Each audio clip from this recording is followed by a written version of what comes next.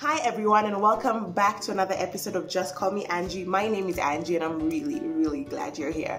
If you haven't yet subscribed to my channel, please do so right now. I'm just give you 2 seconds. Just scroll. Yeah, you did that? Done it? Fantastic. So today we're going to be talking matters career and matters, actually it matters life, because I'm thinking this skill, guys, that is the most critical skill that you need to be able to thrive in your work life, in your career, whether you're applying for jobs, whether you already are in a job and you want to you want to grow and want to be promoted. You need this skill. You need to be able to navigate this space well, and if you're curious about what I am talking about, you will find out very soon. Today we're going to be talking about feedback, the role that feedback has in terms of your job applications, in terms of your promotions, in terms of how you grow in your career. So can I just say something? Let me give you context for all of this. So I help people with CV revamps and cover letters, besides everything else that I do. And with the cover letter, sometimes people send me requests to help them with their cover letters for jobs that they're not in the wildest dream going to get it. Unless you know, they're not going to get it. So I asked the people on Instagram what they thought about that. Like, if you contracted me to write a cover letter for you, or to help you write a cover letter for a particular job you're applying for, and I, as an HR practitioner and HR person, could see that you are not aligned for this job, i.e. you don't have the qualifications, you don't even have the work experience that would make up for the lack of qualifications, or things along those lines. I'm not just saying that, okay, they've asked for 3 years work experience and you have 2. That's not what I'm talking about. I'm just talking about, like, if they're asking for East and you are West. Would you want me, as the person that you have asked to help you, to give you feedback and tell you, actually, how about you don't apply for this one because you're not really aligned to it or for it, and then we apply for this other one. One, because, it'll save you money, it'll save me time, it'll save you time. So would you be open to receiving that feedback? So now that you're watching, please comment down below. Would you want me to give you that feedback?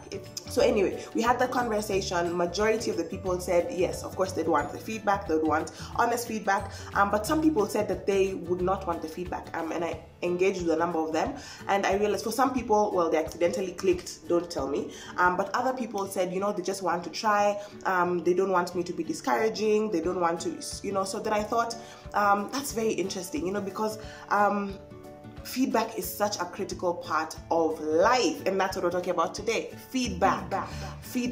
How you receive feedback, how you engage with feedback.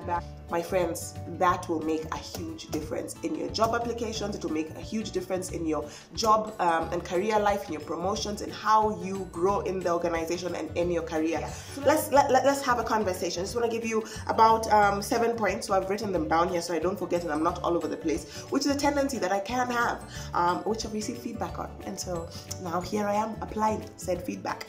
That's what I want to teach you. Number 1, stop being so sensitive. Just stop being so sensitive. Some people have inability to receive feedback because they're overly sensitive. They're like, no, any feedback is negative feedback, but that is not accurate. There's feedback that can be building, can be constructive, can help you save money, save time, give you feedback on how you make your future choices or future applications. So say, for example, in this situation, we're talking about the cover letter. If you could get tips on how to apply better, or how to better do your CV, better do your cover letter, better engage or network with people, why wouldn't you want that feedback? You need to stop being sensitive and take in the feedback that will save you money, will save you time, and will be able to help you better align future choices. That's number 1. Number 2, you don't have to take feedback. Just because somebody has given you feedback, do you know you're not forced, you're not being forced to take that feedback, but it is critical for you to listen to that feedback and then filter it and say, okay, you know what, thank you for the feedback, but I'm not going to be applying it, or you don't even have to tell them, but you yourself know you're not going to be using it at this moment. You give people too much power. Just because somebody has told you something doesn't mean you have to put it into practice, but when it is useful, put it into practice. When it's not, then you don't have to take it. Don't give people that much power. Number 3, filter the feedback. So sometimes people have an ability to receive feedback because they think everyone is against them. But take a moment, pause. If for example you sent your application somewhere and they rejected you, that's the type of feedback. If you maybe got feedback from the HR person or somebody on the panel that, listen, the reason you didn't get the job was XYZ, you could either decide like, they just don't like me, or they're not giving me an opportunity, they just like people of their certain tribe, which in this case maybe was not the case. You need to take a step back and think, okay, this person is giving me feedback. Do they hate me? Are they speaking out of malice? Are they speaking out of bitterness? Are they trying to sabotage me? If that is not the case, then please be open to take that feedback, because if you think everyone is against you, then you will not receive feedback and you will not be able to grow from what you should. Number 4, seek clarification. Sometimes feedback can come to you and you're not really sure what they mean. Ask. So when you said that I failed in my presentation, or that I am not ready for this new role, what did you mean specifically? Like, do you mean that I need to grow in my people skills? Do you mean that I need to grow in my experience? Do you mean that I need to put XYZ in place so that I can be able to be considered next time?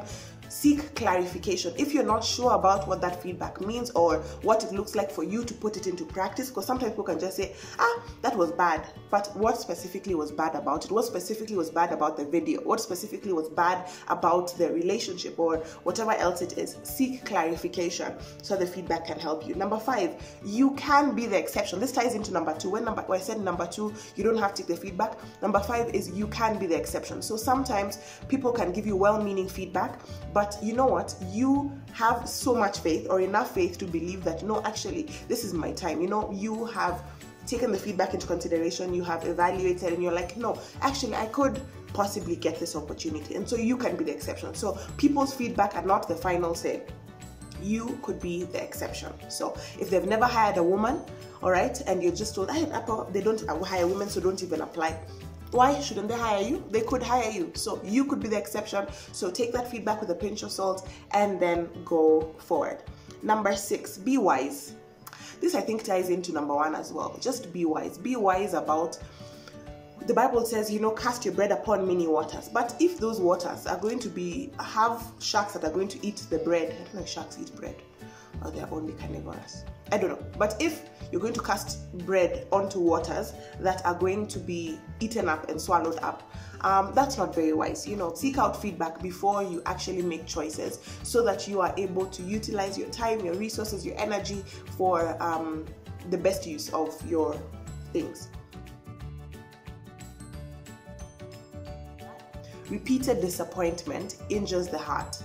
Guys, one of the critical things about feedback is that it saves you from heartbreak.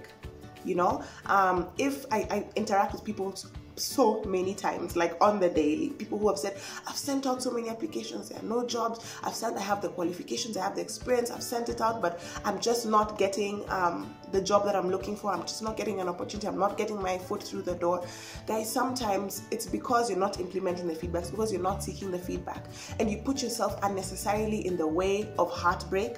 So that whole thing, repeated disappointment, leads to injury of the heart. Save your heartbreaks for things that matter. Save your heartbreaks for things that count the most. I mean, why would you continually put yourself in a place where you'll be disappointed? Not because you have put your best foot forward, but because you have refused to receive feedback. So protect your heart from repeated disappointment by seeking feedback, by applying. Oh my God! Wow! Who is applying? And I thought I was doing so well in this video with no shrubs. By seeking feedback and being able to implement that feedback so that you are saved from the heartbreak. I mean, sometimes you can put the feedback in place and then you're disappointed, but that's completely different from just putting yourself out there. It's like being in class 1 and you keep applying for a job in NASA, and you just, every time you keep applying, there's no way you're going to get it, and every time you apply, you have hope and your hopes get dashed. it's not worth it. How about get the feedback? Oh, you need to study some things. Oh, you need to grow in this. Oh, you need to do this, and then be able to implement that. Guys, that being said, can I just say, I know there are a couple of people who said, oh no, but don't be a discourager. You don't want to be a discourager of people. This has nothing to do with discouragement. Again, like I said, don't be so sensitive. Everything is not about discouraging. It's not that I'm saying if the job is asking for 3 years experience and you have 2.5, I'm not going to tell you don't apply for that. But if the job is for communications. In fact, the example that I used on Instagram was a communications role that required a bit of website content development. And this person has studied IT and they have no experience in social media management, in content creation, have no interest in that thing. Why should they waste their money? So it's not about discouraging people, but it's about speaking the truth in love. The Bible talks about that. Being able to speak out when you need to. But of course, if you don't want to take it, again, you don't have to take the feedback. But I hope you have learned something, whatever it is. Feedback is your friend.